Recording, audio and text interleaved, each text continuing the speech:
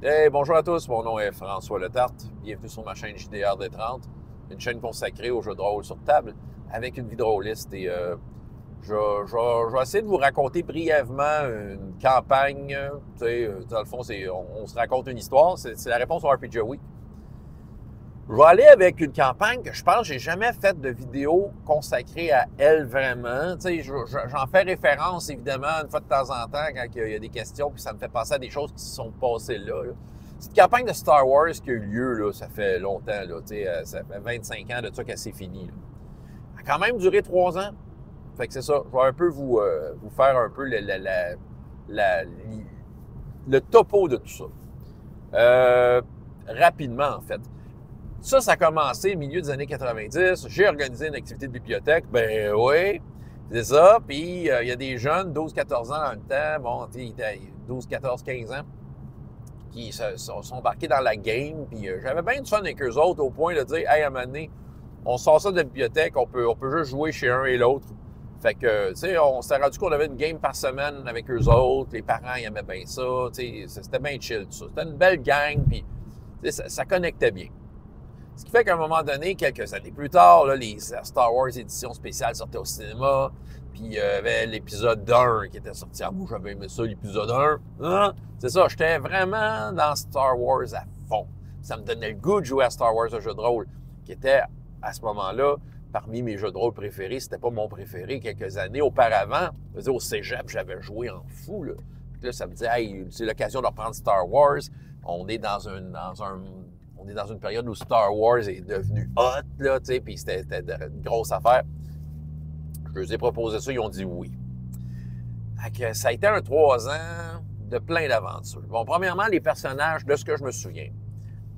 Il y avait Karine qui jouait Jade, une Zélosienne, adepte de la force zélosien. Ils ressemblent à des humains, mais les autres, quand il y a le soleil et ils mangent du sucre, ils deviennent fous, comme des plantes. Il y avait Patrick qui jouait Cyanor. Cyanor, qui est un genre pseudo-agent double, là, espion, empire et rebelle. Ouais, un humain. Il y avait Max qui jouait. Il a joué un chasseur de primes, je me souviens surtout plus tard parce que son chasseur de primes est mort. Mais à cause de Darth Vader. Ah! Mais c'est ça, mais il a fait une espèce de bonhomme sorti d'un laboratoire là, qui était un baraqué, là, qui était super fort, là, un surhumain. Bon. Oh, il y avait Andréane qui jouait un Verpine. Ouais, elle s'appelait Verp. Elle était tordante. Elle faisait de t'as des petites voix de même. C'est le Verpine le plus Verpine que j'ai jamais vu. Il était très cool.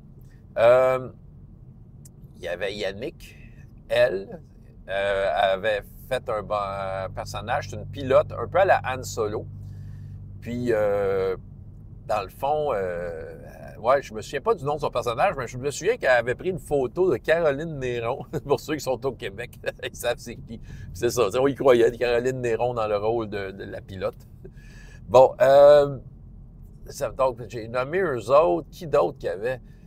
Ben, à un moment donné, il y a eu Olivier qui a embarqué dans le groupe, inspiré par Darth Maul. Il y avait un sabre laser double, là, puis c'est ça, lui, il était là une bonne partie de la campagne, puis il y avait... je pense que c'était Juliane, mais hey, je me souviens tellement pas. Je pense qu'elle était une mécanicienne humaine. T'sais, il y avait quand même un bon lot d'humains. Hein. Je veux dire, même si je calcule la Zélosienne, c'était quand même un groupe d'humains. Fait qu'on n'avait pas le fameux cirque de ces plein de races par rapport ensemble. Là, quoique, ça aurait pu être ça. Moi, je mettais comme règle pas de Wookiee. Parce que j'avais eu ma dose de Wookiee dans le passé. Mais c'est ça, on a parti cette campagne-là. Écoute, moi, en fait, elle était composée d'aventures de West End Games. Puis aussi, je mêlais des aventures qu'il y avait dans les Casus Belli. Fait que je m'étais fait comme un peu un programme là, dans quel ordre j'ai ferais, quoique des fois je changeais l'ordre, parce que ça me tentait de jouer ces modules-là. Ça fonctionnait bien. Hein? Le secret de tout ça, c'est juste de les lire comme il faut, puis d'être ouvert d'esprit quand il arrive des choses. Fait que dans le fond, il allait de mission en mission, puis on s'amusait à finir les modules, les classiques de West End Games, là, Commando, Chantipole, Chasse à l'homme sur Tatooine, tous ces classiques-là, et c'est ça, plein d'autres. Fait que ça nous remplissait nos fins de semaine. On jouait quasiment toutes les semaines. C'est ça, on a joué à Star Wars. À travers ça, il y avait quand même un arc qui retenait leurs aventures. C'est ça que j'avais introduit, entre autres, Internet, c'est arrivé, là. Fait qu'on avait un forum, puis il y avait qu'est-ce qu'on faisait entre les games. Fait que là, il y avait comme toute la partie pas aventure, la partie comme roleplay entre personnages. Il y avait aussi MSN qu'on utilisait dans le temps, là. Puis souvent, il y avait des joueurs qui voulaient faire du roleplay dans la semaine, puis ils disaient « François, tu peux-tu être là pour superviser notre roleplay, juste voir qu'est-ce qui se passe. C'est question que j'aie des secrets de meneurs de jeu qui viennent d'eux autres. » Fait qu'il y avait des amourettes qui se passaient, tout plein d'affaires, des conflits avec leurs supérieurs, puis tout ça. J'avais pris le contexte qui était dans le Campaign Pack avec Lance Ricciani, là, pour ceux qui connaissent un peu le lore des jeux d'or de Star Wars, là, comment je pourrais dire. Je me souviens plus du nom, Colin. J'ai pas de mémoire, mais c'est pas préparé. C'est ça. Mais en tout cas, reste qu'il y avait comme un genre de Ricciani's Roughneck, c'est ça. Bon, OK. Puis, c'est ça. Il y avait leur vaisseau, qui était leur vaisseau était, ils l'appelaient la crotte volante, mais c'est ça, c'était un vaisseau qui était un drôle de look.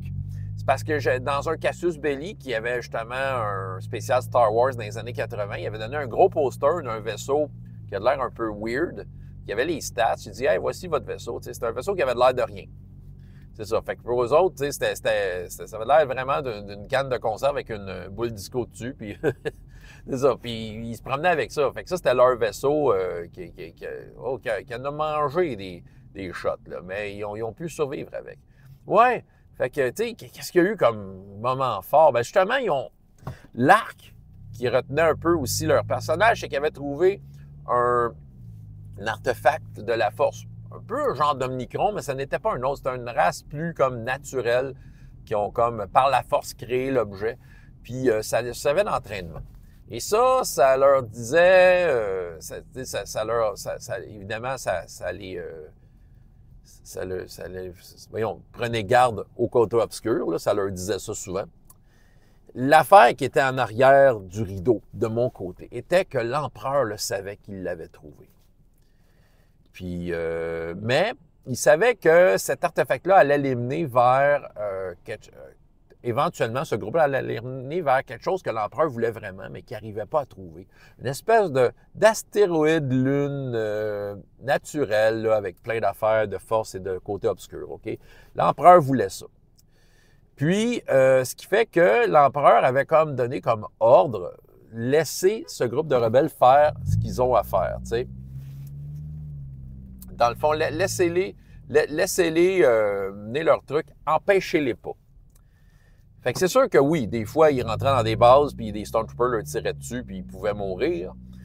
Mais à deux reprises, deux reprises, ils ont croisé Darth Vader. Pour moi, c'était une façon de mettre une grosse intrigue entourant ça, parce que là, Darth Vader, il était là, puis là, à un moment donné, ouais, le chasseur de primes, il est mort à cause qu'il s'est essayé contre Darth Vader. Là, il dit « Je l'attaque! » Bon, il a juste fait un coup avec sa main, il l'a smashé ses murs, puis il est mort là. Genre, en tout cas, bref. Il y avait beaucoup de points de dommage qui se sont échangés à ce moment-là. Mais reste que lui, il les laissait partir. Il donnait l'ordre « Laissez-les partir. » Fait que là, les joueurs ne comprenaient rien. Mais c'est parce que l'empereur voulait que les joueurs aillent au bout de leur affaire. Parce que si lui, il s'emparait de cet artefact-là lui-même, l'empereur, il n'aurait jamais rien eu. Ça prenait du monde qui était justement enligné avec la force, le côté, c'est pas le côté obscur, mais le côté de la lumière. Puis, c'est ça, pour les mener là.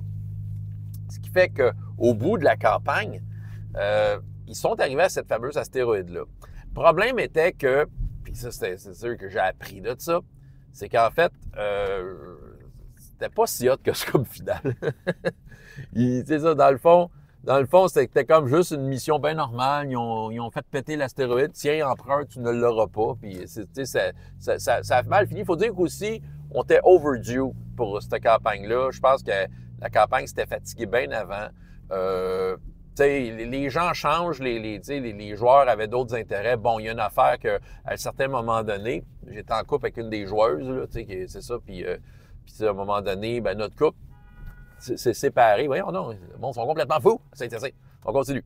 C'est ça. Dans le fond, dans le fond, c'est ça qui arrive. Puis là, c'est ça. Puis là, j'étais en couple, elle a sorti avec un des joueurs. Fait que c'est ça. Moi, je tolérais ça, mais bon, j'étais pas bien là-dedans. Fait que c'est ça. Tu sais, c'est sûr que, tu sais, il y avait des affaires. Tu sais, la joueuse Yannick, elle avait un enfant. Tu sais, puis on le tolérait autour de la table, mais tu sais, veux pas, c'était une maman. Fait que, tu sais, c'est comme, elle était une très jeune maman, soit dit en passant. Là. Puis c'est ça. Puis dans le fond, c'est ça, là, tu sais, assez... tu sais, il y avait comme des trucs personnels, là, tu sais, je veux pas aller trop dans les détails, là, mais c'est ça. Il y a des trucs personnels qui ont fait en sorte qu'à un moment donné, ça a comme un peu crashé, puis, tu sais, j'ai un peu précipité la fin. Je l'ai pas préparé comme j'aurais voulu, mais en même temps, c'est-tu vraiment important? Tu sais, ils ont compris l'affaire, ils ont compris le pourquoi, mais, tu sais, le bout, le fun, c'était tous les modules qu'on faisait. Puis toutes les intrigues, puis à un moment donné, tu sais, une autre histoire que je sais que j'ai déjà racontée, il me semble, mais il y avait comme une partie de Sabac qui s'était faite, la joueuse Caroline Néron, avec sa Caroline Néron pilote, a joué contre une espèce de caïd qui dit « Je vais te donner une information si tu gagnes au Sabac contre moi, sinon, tu sais, si vous perdez, ben vous me devez des faveurs. » C'est ça. Puis il voulait pas faire des faveurs à ce gros dégueulasse-là, là, fait que c'est ça. J'avais quand même fait un joueur de Sabac assez sérieux, là. Puis j'avais même des petites règles là, par rapport au test de gambling qui pouvaient comme un peu tricher le hasard. Puis je me souviens que c'était une grosse scène de roleplay que je jouais le gros caïd, puis elle jouait devant moi. Les autres joueurs ils étaient en arrière d'elle, tout ça. Puis c'est ça. Puis Sabac, c'était un peu comme le blackjack. Si vous connaissez ce jeu de casino-là. Puis je me souviens qu'à un moment donné, elle a fait un mot genre, il dit, ben, de toute façon, tu vas nous le dire. Tu vas nous le dire. Je disais, ah non, non, vous le direz jamais, vous allez perdre. Ben non, tu sais, elle a mis ça à la table, je claque. L'improbable est arrivé, parce que c'était très dur à avoir un sabac. Mais je claque, elle m'a mis un sabac d'en face. C'était comme, waouh, la table.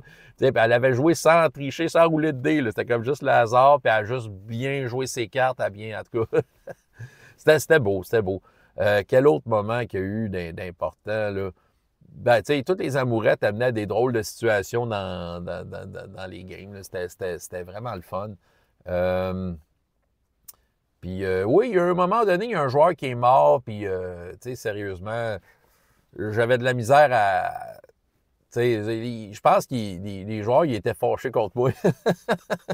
Mais je me souviens, mais en même temps, circonstanciellement, il devait comprendre. C'était un personnage, le fameux Cyanide espion double. Après ça, il a fait un autre personnage, le gars, là, mais c'était une aventure. Je pense que ça s'appelait Black Ice.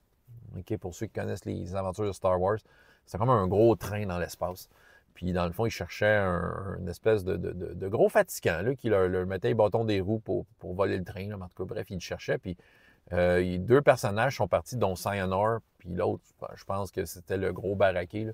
Puis à un moment donné, ils sont dans un genre de garage, puis dans le fond, le gars était caché là, mais il avait piégé des affaires. Puis il avait mis carrément un détonateur thermal ou une grenade là, sur un écoutier. Puis c'est ça. Cyanide a ouvert l'écoutier, ça y a pété d'en face. Puis tu sais, Star Wars, tu sais, comment tu résistes aux dommages, ben c'est un test. Tu sais, tu testes ta résistance contre les dommages. Moi, j'avais pogné un score de fou de dommages. Lui, il avait pogné un jet de marde. Fait qu'il était mortellement blessé, qui est dans Star Wars D6. Fait que tu n'as pas beaucoup de temps. Fait que, puis il était loin dans le vaisseau. Puis l'autre, il est tombé inconscient. Fait que là, un moment donné, j'ai dit, ouais.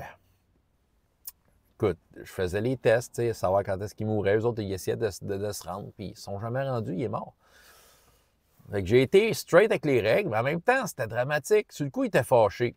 Mais en même temps, ouais, en tout cas. Oui, mais c'est ça, c'est le genre d'événement qui me fait réfléchir à l'importance, la place que les règles ont dans le jeu de rôle.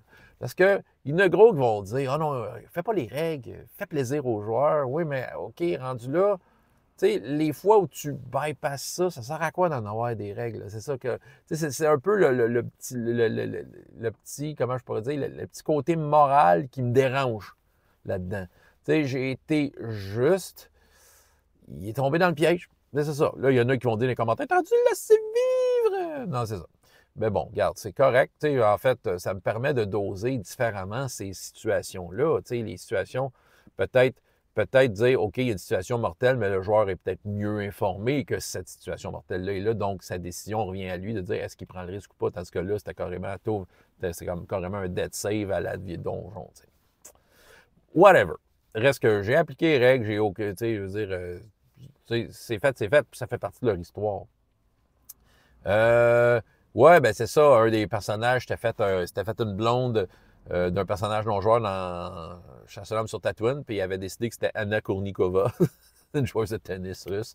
Ben, OK, il y avait une photo d'elle. Tu sais, c'est ça. Tu sais, tout le monde, il y avait tout leur univers, il était dedans. Puis, tu sais, tout ce qu'il y avait entre les games, toutes les discussions qu'on avait, tu sais, par rapport au roleplay, tout ça, c'était très, très vivant. Puis, c'est la première fois que je vivais de quoi d'aussi gros, d'aussi intense, d'aussi bien ficelé. Et des joueurs qui étaient complètement complices là-dedans, tu sais, du genre d'aventure que je menais, de la façon que c'était fait, c'est ça. Euh, et quelque chose que je pense pas pouvoir reproduire.